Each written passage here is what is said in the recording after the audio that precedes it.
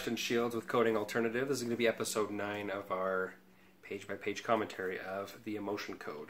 One of the most amazing books on this planet, one of the most influential books in mine and Emmanuel's lives. And we're going to pick up where he left off on page 45. About halfway down, thoughts are energy. And I love how he kind of set the stage for this, because all things are energy, really. Even the thoughts that we experience and feel are energy. We're actually going to talk about that really quick. So let's jump right in. Halfway down, page 45. So thoughts are energy. Like everything else in the universe, the thoughts that you create are made of energy. Thought energy has no boundary. Your thoughts are not confined to a certain volume and location like your physical body.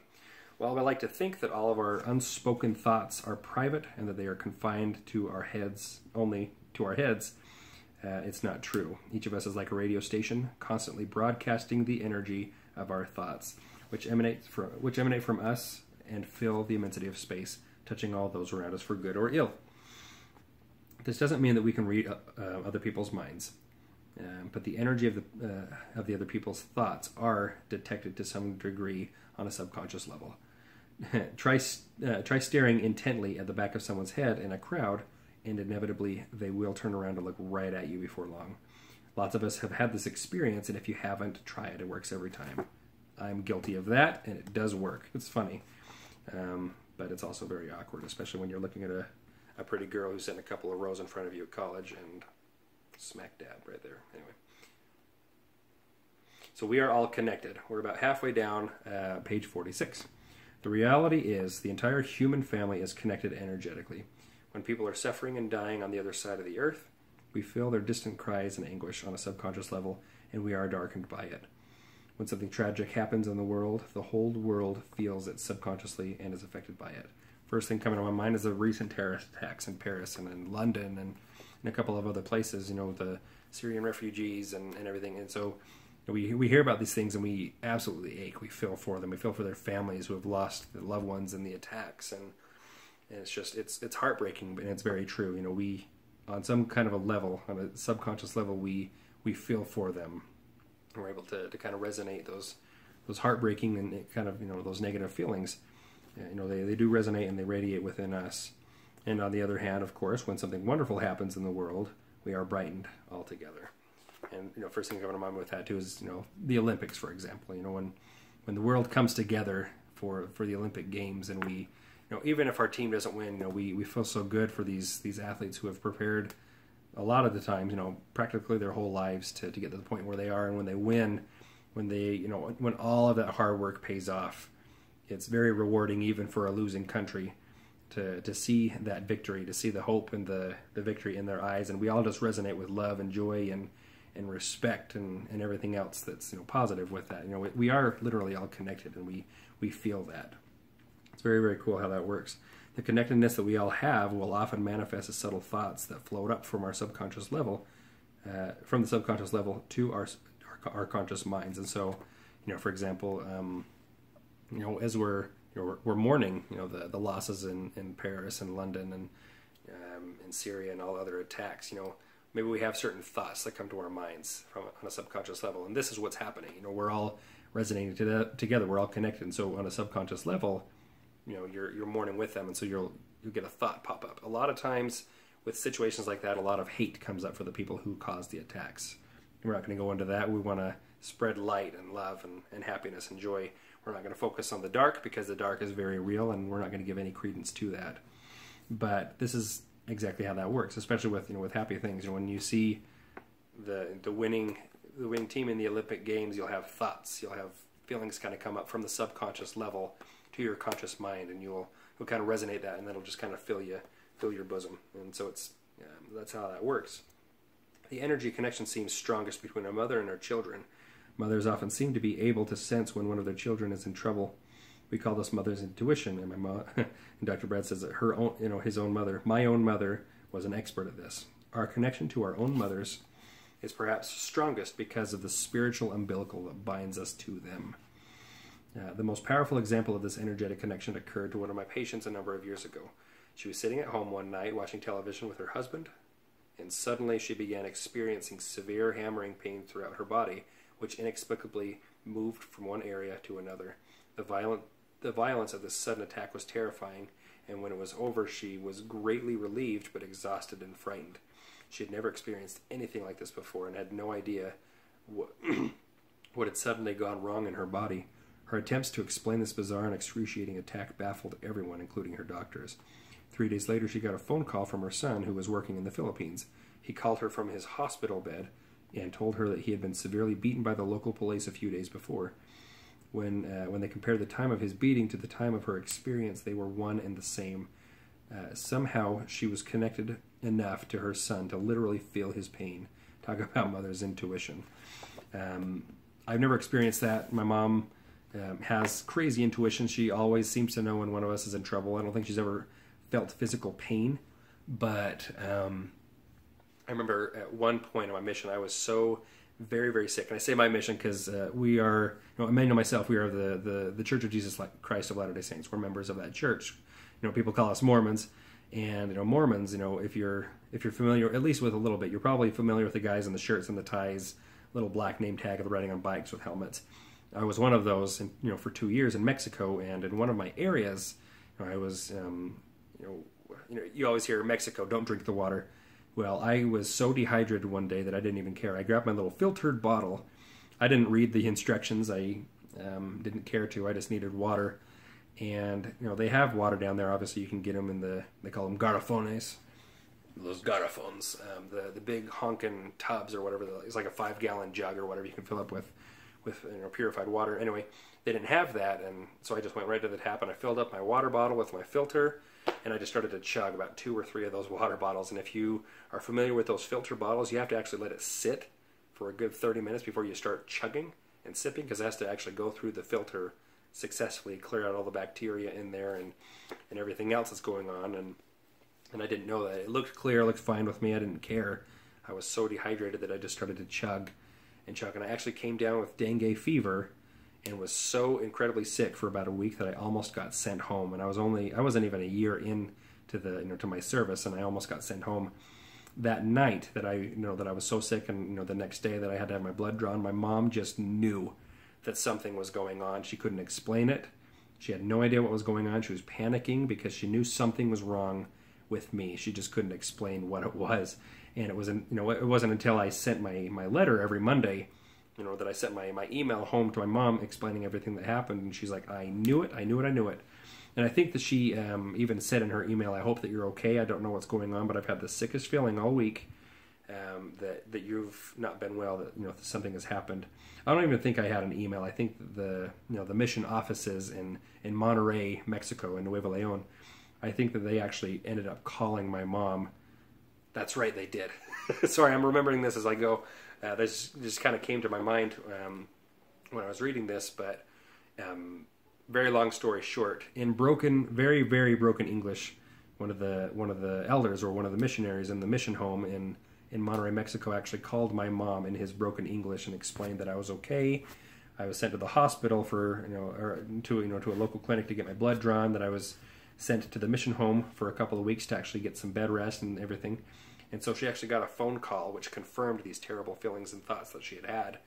And of course, via email communication that I got once a week with my family, I was able to confirm that and let her know that everything was okay. I did have dengue fever, but I needed to rest, drink lots of pure water, and of course, keep the fluids down as well as everything else. But it was scary for me, in a very, very foreign place, thousands of miles away from my home, and didn't have the comfort of my own family. Couldn't call them myself, couldn't, email them or whatnot when I wanted to. And so it was scary, but it was very, very comforting to know that my mom knew everything that was going on. Probably not comforting for her, but comforting on my end, knowing that she knew exactly what was going on. Very interesting stuff, but it's just one of those little confirmations that confirm that we are all connected. And so, very, very cool stuff. But anyway, we're going to continue at the bottom of page 47. Thoughts are powerful. So your thoughts are immensely powerful. Whenever you say what you're thinking or write something down, you're using the energy of your thoughts to affect the world around you. It is through thought, belief, and intention that all things happen. As Mormons, we also believe very strongly that everything was created spiritually or energetically before physically. And that, pertains to the creation of the world, the heavens, the earth, everything in, on, and around it was created energetically or spiritually before it was eventually created physically. And we're not here to shove religion. This is just something we believe, and it's actually confirmed with energy work. It's very true. Again, I'll read that one more time. It is through thought, belief, and intention that all things happen. Reputable laboratory experiments have repeatedly shown that thoughts can directly influence the rate of growth in plants, fungi, and bacteria. William Tiller, a physicist at Stanford University, has shown that thoughts can affect electronic instruments. And if you want to look into that, I believe there's another book or something. If you look at the footnotes on the bottom for number 5, it's called Creation, the Emergence of New Physics. Or the Emergence of New Physics. Oh, sorry. It's Conscious Acts of Creation, the Emergence of New Physics. I think it was a book, or something along those lines from William Tiller, but he confirmed that, that our very thoughts can affect electronic instruments. Studies have proven that when energy of thought is directed intentionally, it can impact someone else, regardless of whether they are nearby or all the way around the world. Depending on whether the person focusing the thought uses calming or activating imagery, for instance, they can create a greater sense of relaxation or anxiety in the targeted person. One thing coming to my mind is my wife is, she's very, very pregnant, and so she's either, physically or emotionally just beat up, and it's really getting to her. And so what I do is I rub her back every single night, and I center my positive energy, and it sounds like a kind of Reiki, and I'm not bashing on Reiki, but when I was a kid, I would make fun of people who would say, I'm going to transfer my positive thoughts, my positive energy into you. But it took a lot of humility on my end 2.5 years ago when I looked into this system to confirm that this is very, very real stuff. I'm rubbing her back, I'm kind of smoothing out her muscles, giving her a little bit of a massage to kind of help her calm down. And as I do that, I think very, very positive thoughts about her. I think about the love that I have for her and for our little family. And as I'm doing that, I'm literally transferring that. I'm focusing and I'm directing my attention. I'm directing my positive thoughts to her. And like this is saying, it's directly helping her. Again, I'm going to read that. Depending on whether the person is focusing the thought using calming or activating imagery, or for instance, or in my case, I'm just focusing my thoughts on her kind of thing. So I guess that would be considered activating imagery. They can create a greater sense of relaxation or anxiety in the targeted person. In this case, I help her relax. I help her get to sleep because she needs to sleep all the sleep that she needs, and I kind of help de-stress her, as it were. The effect is so distinctive that it can be measured in a laboratory by galvanic skin responses, or by galvanic skin response, a highly sensitive method of measuring electrical changes in the skin. Let's see. So imagine how your own thoughts affect you. Everyone has some kind of internal conversation at times. What do you say to yourself? Many people criticize themselves far more than they praise themselves, and that's absolutely true. Negative self-talk may be hurting you more than you can realize. Very long story short, I know I'm long-winded. I'm not going to drag this on.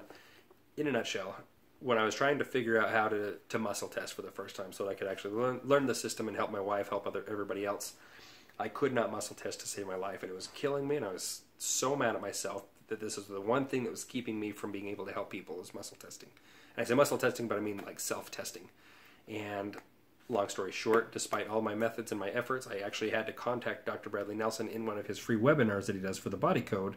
And I just asked him, is there a reason why I cannot muscle test to save my life? It's almost driven me to tears. I'm so angry with myself that I can't figure it out. I'm so frustrated, and I want nothing more than to help everybody else. And hopefully that's been valuable to those who are able to watch this, who I've actually been able to help. Hopefully you'll be able to understand that I want nothing more than to help you guys, as does Emmanuel. Emmanuel's amazing. And so is Dr. Brad. And I was thinking, maybe there's muscles in my hands that aren't working correctly, and that's why I can't get a good test, or maybe this or that's going on. But what he found was an emotion of self-abuse. And at first I thought it was mine, but it actually was an inherited emotion of self-abuse, an inherited trapped emotion that passed down through conception for hundreds of years. It went back 10 generations, starting with my dad, going to his mom, her dad, etc., etc. And it literally went dad, mom, dad, mom, dad, mom, dad, mom, not dad, mom, sorry, dad, mom, clear up 10 generations. And so we were like 1600s, 1700s, where my 8th great-grandmother lived, and she felt this original emotion of self-abuse. She beat herself up for something, and it passed down through conception, through my genealogy, through my family history, and it's become trapped, and it's been passing down. And so some of my brothers and sisters even have the same emotion. And my dad, of course, me taking a step back and looking at his life, he beats himself up pretty good, or at least he did. He's definitely gotten better since the release of this. My grandma as well. I never met my biological great-grandfather, but it's very interesting when you have an inherited trapped emotion, just how much that affects you and how much that rings true. Anyway, I said that was long story short, and that actually was. But he cleared that out, and within a week, me practicing patience on myself, I was actually able to finally successful muscle test, and that's when I was able to work on my wife and help her with her pregnancy. That's a long story short, but the full story of that is actually in the Body Code video, episode number 2, like the general episodes of our videos. So again, a negative self-talk may be hurting you more than you can realize. Than you realize. What about other people around you? Do you ever wonder if others can sense how you feel about them? Other people's subconscious minds are continually detecting the vibrations of your thoughts. Have you ever had a moment with a friend where he or she blurted out just what you were thinking? Have you ever instinctively known who was about to call you before the phone even rang? These are not coincidences. They are evidences of the power of thought energy. Finding trapped emotions using the emotion code is along the same lines as detecting the vibrations of another person's thoughts or feelings. The difference is that you can ask the body and actually get definitive answers instead of guessing. When then you can release the trapped energy for good and know with certainty that they are permanently gone. So we're about halfway down, page 49. We're going to read a couple more pages, get a couple more of these taken care of, and we'll pass the baton to Emmanuel. But I love that these are not coincidences; they're evidences of the power of thought energy. Another very long story short, I've been very intuitive my whole life, and I haven't understood what that meant or how I was intuitive. But I would think of song lyrics. I would think of a movie. I would think of a TV episode. I would think of an actual song or a band at some part of the day, and then I would kind of sing the song, hum the tune or whatnot. Or I'll think of a specific movie quote of a movie. Pirates of the Caribbean, for example. I'd think of a certain part of Pirates of the Caribbean. I'd think about that all the time, and then I'd come home, and one of my brothers and sisters either quote that exact same quote that I was thinking of in my head, or they're watching Pirates of the Caribbean and it's at that exact same spot. This would happen on a daily basis for years, and my family is now at the point where they're, this is just second nature to them. So they give me a hard time. They make fun of me. They give me a lot of fun. They give me They give me a hard time about it. We'll just put it that. I know it's true, and I think that deep down they know it's true as well. But it's gotten to a point where it's almost like annoying that I'm like, oh my gosh, I was thinking of that today, or I was thinking that whatnot. I was able to reproduce it once and actually show it off. And it was in my psychology class. I told my professor how it worked. My professor's like, well, have you ever tried doing it? I'm like, I can't do it when I'm asked to. He's like, well, let's just try it. I'm going to have a random student go out in the hall. I'm going to have you write down something. We're going to have him come back in, and we're going to see if what he said on the board, what you wrote on the board, is what he's thinking of, or vice versa. I'm like, okay, I've never been able to turn this on, but I've been thinking of, I'll never forget, it was Holiday by Green Day. It was that song. I was singing all morning in my head. So I wrote down Holiday by Green Day, and I wrote it down on the marker, and then I put down the screen so he couldn't see it. And my professor had the student come back in, and he would face the audience. He'd face the audience. He would face the class, and his back was to the whiteboard, so he couldn't see anything. And so I'm trying to remember how it all worked. Anyway, essentially, my professor said, "Okay, what did he write on the whiteboard?" And he's like, "Well, I've been thinking of this song Holiday by Green Day all day today, and I don't know why. That's what's come into my head." And the entire class was speechless. There wasn't any laughter. There was just this gasp, this giant gasp. They all looked at me like I was some freak, and I'm like, I've never been able to turn it on, but this is my life now. I get made fun of this by my own family. I don't understand it. And so in the other student, he's like, oh, I'm so good, I guessed it. But they really, they were actually able to see with their own eyes what had happened, and it was crazy. And I've never been able to turn it back on. And so I was really very lucky, very fortunate to have been able to reproduce it in that moment. I've never been able to do it again. But anyway, it's very, very interesting. But it's not coincidence. This is literal evidence of the power of thought energy. And so I don't know if his thoughts were radiating in me, or because I was thinking of the song all day, he was also thinking of it. But people can chalk that up to coincidence that this professor just happened to choose him.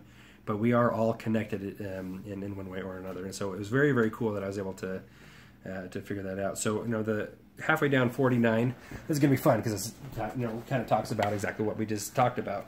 Serendipity versus precision. Any alternative health care practitioner can tell you that almost everyone carries around old emotional energies from their past. Our physical bodies hold on to trapped emotions, and doctors and body workers are aware of this because often a simple touch can bring pain, or can bring out a flood of emotions and memories in a patient. I don't know where I got pain, sorry. At one time or another, nearly every practitioner I know, from chiropractors to energy workers to massage therapists, has had the experience of provoking an unexpected emotional release in a patient, as the body let go of the energy it had been holding on to. Releasing those trapped emotions can result in profound and immediate healing. While any emotional release that occurs in this serendipitous way is welcome, this is usually not the intention of the therapist, and any emotional release that occurs is only accidental. The emotion code approach, however, is much more deliberate. I sometimes think of it as emotional surgery because we are searching out the trapped emotions with a clear intention of removing them. Nothing is left to chance. Trapped emotions are potentially so destructive that you need to find them and get them out of your body, and then confirm that they have been released.